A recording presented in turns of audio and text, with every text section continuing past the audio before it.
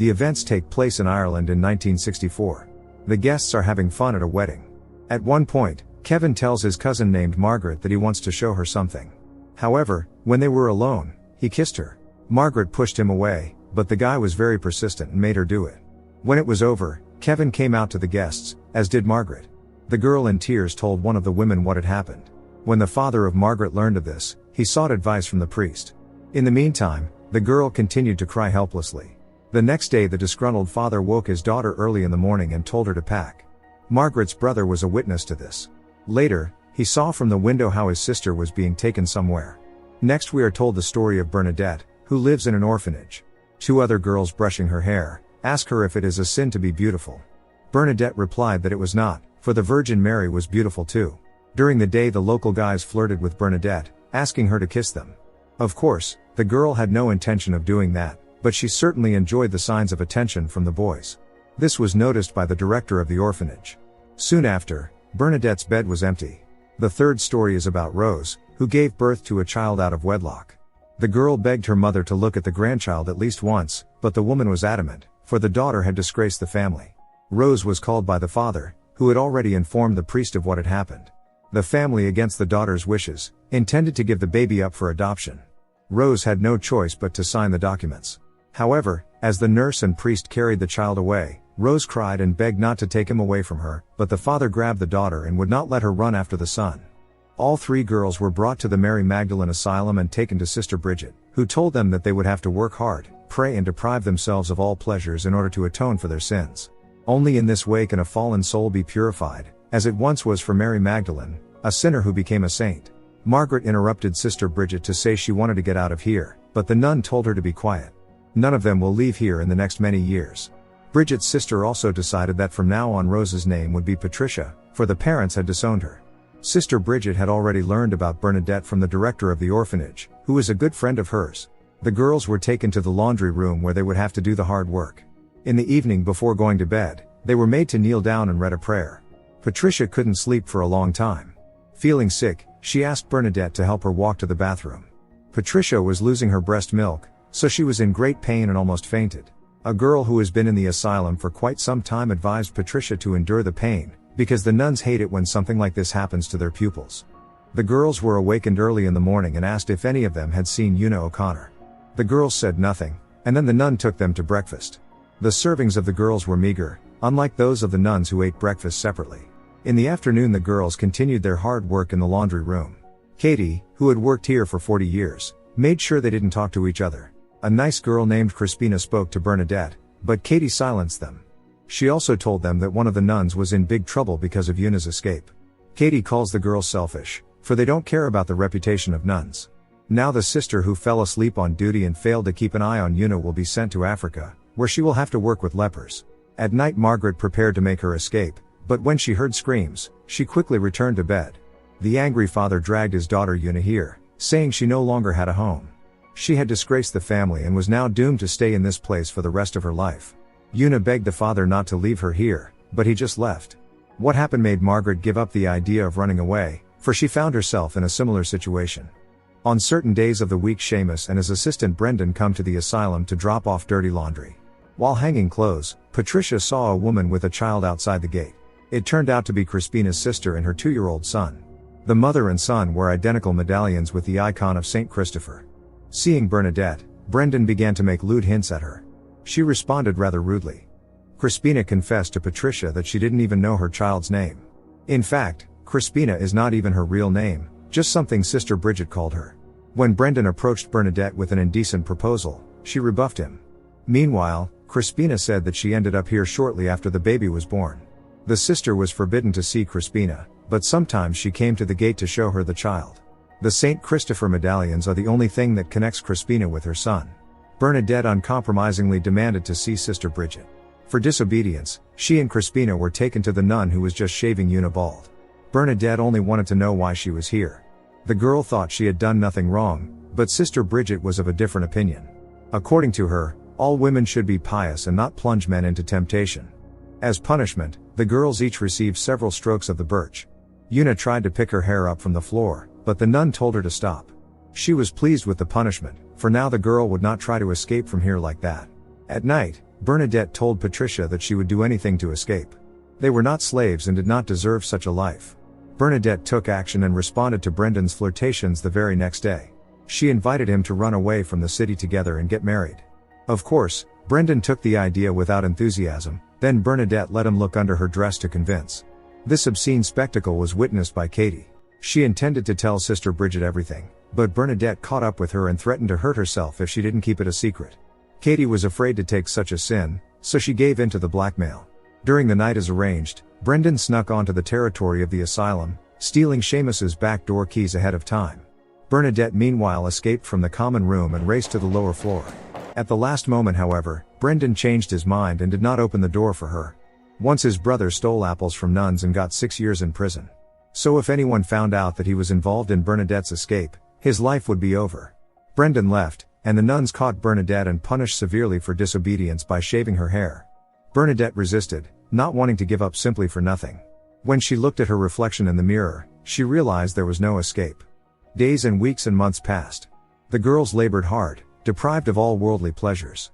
They prayed every night before going to bed, while the nuns profited from their toil.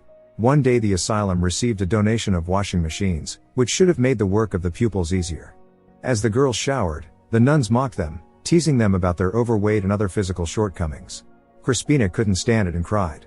In the evening she soaked her shirt in ice-cold water, put it on, and went to bed, kissing the medallion with St. Christopher. The next day during breakfast, Crispina felt chills and nearly fainted. The nun told Margaret to take Crispina to bed. The girl was so ill that she did not notice how she dropped her pendant. Bernadette secretly put it in her pocket. Margaret brought dry sheets. Crispina became hysterical when she realized that her St. Christopher was missing. Margaret promised her that she would find him. When she left, crying, Crispina took the sheet and went to the bathroom. Seeing Crispina's sister and son at the gate, Patricia tried to gesture to them that she was ill. Meanwhile, Margaret caught Crispina in the bathroom. She was crying and about to commit a rash act, but Margaret persuaded her to go to bed, promising again that she would find the pendant. Crispina fears that she is now going to hell, for she has deliberately harmed herself. At night Margaret notices that Crispina is not in bed. It turned out that she had tried to leave her life voluntarily, but the girls had prevented her from doing so. Margaret tried to cheer Crispina up, but Bernadette said there was no need to get her hopes up for nothing, for she would never really get out of here and see her son. When everyone fell asleep, Bernadette was about to put the pendant to Crispina under her pillow, but when she saw her smiling in her sleep, she changed her mind. The next day, when the girls were taken outside, Margaret happened to see Crispina doing lewd things with the priests. Sister Bridget announced that Una had decided to become a nun, the highest of virtues. Looking at the priest preaching, Margaret could not help but think of what he had been doing recently with Crispina. Today there was a feast at Magdalen Asylum, and everyone was having fun. Margaret whispered in Crispina's ear that the priest was not a man of God. Then she discreetly left to pick some allergenic herbs. Hearing extraneous noises, Margaret hid. Waiting for the nun to leave, she emerged from her hiding place and saw that the gate was open. It was a chance to escape, but Margaret did not take it, knowing that no one was waiting for her at large.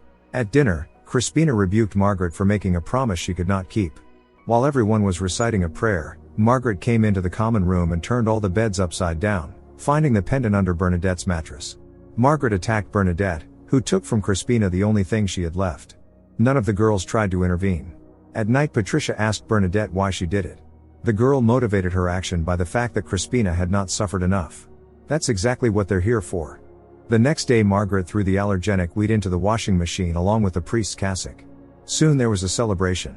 The nuns and pupils of the asylum went out into town in their ceremonial robes, escorted by guards. As the priest was reciting a prayer, his whole body suddenly began to itch. The priest undressed in front of the entire public. The girls could not help smiling. Crispina began to exhibit exactly the same symptoms, indicating her indecent relationship with the priest. Crispina began shouting loudly to the priest that he was not a man of God. The people were stunned. At night, Crispina was awakened by the nun informing her that she was being sent to a psychiatric clinic. Crispina began to resist. Margaret was afraid to say it was partly her fault. Eventually the orderlies took screaming Crispina away. It's Christmas time. Each girl received a tangerine for the occasion. In honor of the holiday, the pupils from the Magdalen Asylum were shown movies on a projector. At this time, Margaret's grown-up brother visits the asylum. He is here to take his sister home. The nun tried to stop him, but the guy didn't care. Seeing the brother, Margaret couldn't believe she will finally getting out of here. The girl had been here for 4 years, and having packed, she went to the exit. In the corridor, Margaret blocked Sister Bridget's way, saying she wouldn't budge. The nun was offended that the girl had not made way for her. One day Katie felt ill. Apparently, she didn't have long to live. Bernadette was assigned to take care of her. The girl made no secret of the fact that she wished Katie the worst fate. The woman recalls the mother telling her not to get close to the soldiers. After Katie gave birth to a son, she ended up in this asylum. Katie thought the mother would come back for her, but their family was too poor. Bernadette had no sympathy for the woman, saying that both the sisters and she were indifferent to her fate. Meanwhile, Patricia went to Sister Bridget asking permission to send her son a birthday card. The nun thought the idea extremely foolish and told to help her find the key to the safe. Patricia saw it under the dresser, but did not tell. Patricia returned to her work. When she noticed Crispina's son and sister outside the gate, she approached them to tell them what had happened. However, the nun prevented Patricia from speaking to the woman. Katie passed away. Bernadette said she got what she deserved and kissed her on the forehead. Patricia was severely punished for attempting to speak to someone from the outside world. This was seen by Bernadette, who came to tell the nun that Katie had passed away. At night, Bernadette told Patricia that if they stayed here, they would suffer the same fate as Katie. No one would come for them, so they must run now. Patricia was very afraid, but she knew that Bernadette was right. Having broken down the door, the girls began to look for the key. Sister Bridget tried to stop them, but could not. The girls fled and the nuns rushed after them, so Bernadette took a heavy object and threatened them, forcing them to hide in the room. Once free, the girls ran to the city and asked for help from a random woman who was happy to shelter them. Several months passed. Having said goodbye to the kind woman who had given them clothes, money and shelter, Rose was about to leave for England, for Liverpool. Both for her and for Bernadette, a new life was beginning. Bernadette, by the way, learned to be a hairdresser. Now she is not afraid of nuns, because she is a respectable person who can take care of herself. The girls said their goodbyes. One day Bernadette was hiding from the rain under a canopy and saw the nuns. To spite them, the girl loosened her gorgeous regrown hair. Further, the voiceover tells us about the real characters of this story. Bernadette soon moved to Scotland, where she opened her own hairdressing salon. She was married 3 times. Rose married and had 2 daughters. She found her son 33 years after he was taken from her. Margaret became an elementary school teacher and then vice principal. She never married. Crispina, whose real name was Harriet, passed away in a psychiatric hospital of anorexia in 1971. In all this time, approximately 30,000 women have been affected by the Mary Magdalene asylums. The last one closed in 1996.